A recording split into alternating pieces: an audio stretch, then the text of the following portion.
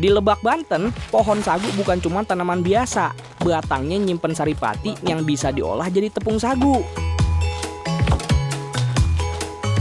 Nah, sekarang Aye lagi sama Pak Ago dan juga Pak Iding mau ngerobohin pohon sagunya. Biarpun gede, pohon sagu keras cuma di bagian kulitnya aja. Buat orang yang udah ahli kayak Pak Iding, nebang pohon sagu cuma dalam hitungan beberapa menit aja. Aye kudu cari posisi yang pas buat ngedorong arah robohnya. Sekali aja salah arah bisa berabe. Satu, dua, tiga. Wow. Tiban daun keringnya ini. Baru aja mulai, Aye udah dapat bonus aja nih. Akhirnya Aye bisa ngeliat harta karun dari jarak dekat. Ini dia bongkahan daging batang sagu nih yang banyak mengandung saripati sagunya. Nah, kata Pak Ago nih, ini bagian daging yang di tengah ini yang paling banyak menghasilkan tepung ya Pak ya? Betul. Jadi bekas potongannya ini masih bisa didapetin kurang lebih 1 karung lagi Pak. Setelah tumbang, pekerjaan berikutnya jauh dari kata ringan. Batang sagu kudu dipotong dan juga dibersihin dari pelepah daunnya. Batang pohon sagu sepanjang puluhan meter ini kudu dipotong seukuran 2 meter supaya gampang ngulitinnya. Kerjain kayak gini di atas tanah rawa yang licin emang kagak gampang. Satu batang sagu bisa ngasilin ratusan kilo pati. Kagak heran kalau satu pohon jadi rejeki gede buat para pengrajin tepung aci di daerah ini. Setelah tumbang, batang sagu kudu dikupas dulu kulitnya. Lantaran target jumlah produksi, pekerja kayak Pak Iding biasanya ngulitin satu batang pohon dalam waktu yang cepat. Biasanya Pak Iding nih, kalau untuk ngupas pelepah ini, sagu ini berapa lama Pak? Paling Untuk ngupasnya? 15 menit. 15 menit? Ah, lama banget Pak Iding. 15 menit. Nih Pak Iding. Kadang kurang, kadang lebih. Oh, kadang kurang, kadang lebih? Ya. Kurang lebih 15 menit lah ya Pak Iding ya? Iya. Nah, Aye bisa ngupas ini 10 menit Pak Iding. Iya. Boleh. 10 menit bahkan 5 menit juga selesai ini Pak Iding. Demi mempercepat pekerjaan, Aye pengen nyobain naikin level ngupas di atas rekornya Pak Iding. Doain Aye ya.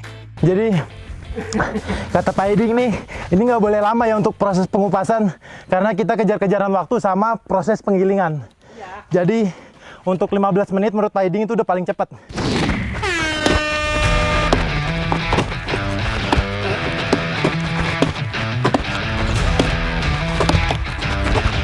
Ngelihat Pak Iding ngupas kulit batang sagu sih kelihatannya gampang. Tapi pas Aye mulai, baru kerasa beratnya. Leweng. Setiap ayunan kampak, Aye kudu pas ke pinggir daging dan bagian dalam kulit kayu. Salah arah dikit, tenaga Aye bisa kebuang percuma. Wah, ternyata kesusahannya kagak cuman itu. Posisi badan Aye yang terus ngebungkuk bikin pinggang Aye cepet capek. Oh, Pak Iding. Lumayan Pak Iding pinggang. Sakit. Oh. Halo. Lumayan Pak. Baru beberapa menit aja ngayunin kampak, napas Aye udah mulai ngap-ngapan. Ternyata ngupas sagu kagak cuman pakai tenaga, tapi juga ada tekniknya. Oh. Nyerah Pak Iding. Ayo nyerah Pak Iding. Aduh, ini kayaknya Ayo sampai sejam juga nggak bakal selesai Pak. 5 menit setengah mampu seperempat doang. Tapi kalau tenaga Aye udah terbiasa, harusnya sih 5 menit seperempat kali bisa sama. Cuman tenaganya Pak Iding karena tiap hari hebat.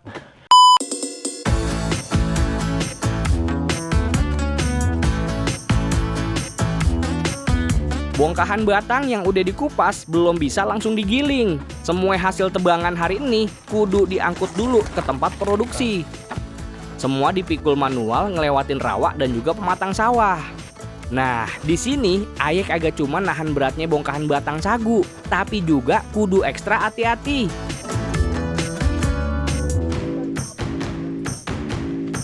Nah, ini nih yang paling susah. Aye kudu nyebrang jembatan bambu. Waduh, bener-bener bikin jantung deg-degan. Apalagi sambil bawa beban seberat nih.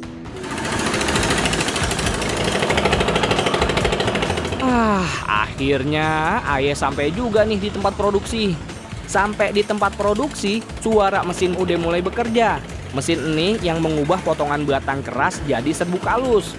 Buat ngoperasiinnya, dibutuhin keterampilan supaya batang masuk dengan aman dan hasilnya maksimal. Ayo lihat nih Pak, ini proses pemarutannya kayaknya cepet banget nih bapaknya nih. Udah ahli, udah ahli. Oh, udah jadi pokoknya. Oh, Ayo mau coba boleh nggak? Nggak apa-apa. Nggak apa-apa. Boleh. Ini dulu. Bapak coba-coba aja. Oke, aman ya. Aman. Aman. Oke. Jangan sampai dekat. Ya. Keparut. Oke. Ayo mau coba seberapa cepat nih Ayo. Kira-kira Ayo bisa lebih cepat dari Bapak Amir atau enggak? Nanti Ayo mau coba. Aduh. Oke. Yang paling ini paling nomor 1. Paling nomor 1 ya. Oke.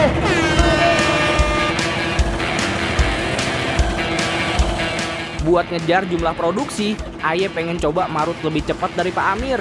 Targetnya, batang sagu selesai diparut kurang dari semenit. Mesin parut sagu ini udah dimodif, jadi Aye tinggal duduk dan juga ngedorong batang sagunya ke mesin parutan pakai kaki. Wah, Aye pikir gampang ya, ternyata mesinnya brutal banget. Kontrol. Kontrol, Pak.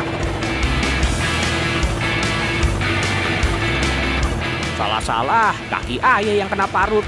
Waduh, Aye juga kudu bisa ngatur posisi batang nih biar hasil gilingannya maksimal. Awalnya sih berjalan mulus, tapi makin tipis, Aye makin deg-degan kayak uji nyali. Aye respect deh buat Pak Amir. Aye ngaku dah, kagak berhasil parut batang sagu lebih cepat dari beliau. Ya, waktunya habis Pak. Nah, ternyata Pak Amir itu, Pak Amir hebat ya Pak ya. Dia 1 menit tuh. Nah, Ayo gagal. Buat yang takut, minggir. Kalau udah digiling, serbuk sagu belum jadi tepung. Parutan sagu ini masih kudu diperes dan juga dipisahin patinya.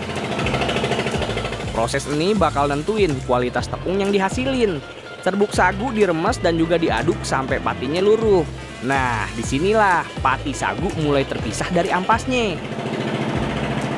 Air pati yang jatuh ke bak penampungan diendapin dulu sampai ngasilin tepung sagu. Semuanya kudu cepet, lantaran target produksi harian bisa sampai bertonton. Untuk kerjaan begini tuh emang harus cepet ya Bu ya? Oh, soalnya ada targetnya Bu ya? Ya, 3 ton. 1 hari 3 ton. Tadi Ayo lihat Ibu begini sampai jadi selesai gini 1 menit setengah Bu, cepet banget. Ayo. Kalau nggak gitu produksinya nggak bakal lama. Oke, siap. Pokoknya Bu, Ayo mau lebih cepat dari Ibu nih. Kira-kira bisa nggak ya? Bisa ya? Setiap remasan bakal nentuin banyak sedikitnya pati yang didapat. Kalau terlalu cepat, hasilnya kotor. Kalau terlalu pelan, produksinya bisa terhambat. Belum lagi tangan kisut kena air gunung yang dingin. Tapi pas ngeliat kecepatan tangan ibu, kayaknya Ayah jadi minder nih. Waduh.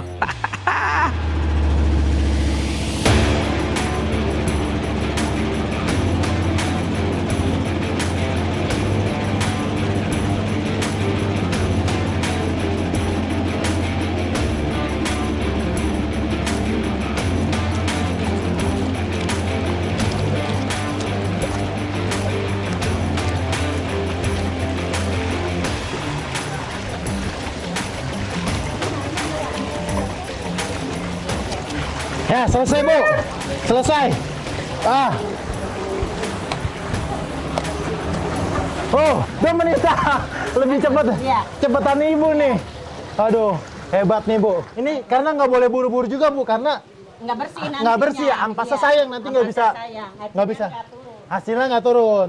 Semaksimal mungkin. Buat yang takut, minggir. Air hasil perasan tadi akhirnya masuk ke kolam-kolam penampungan. Disinilah pati sagu mengendap. Endapan di kolam paling awal jadi kualitas terbaik. Dari proses panjang inilah lahir tepung sagu yang nantinya dikirim ke berbagai daerah dan jadi bahan baku aneka makanan favorit kita.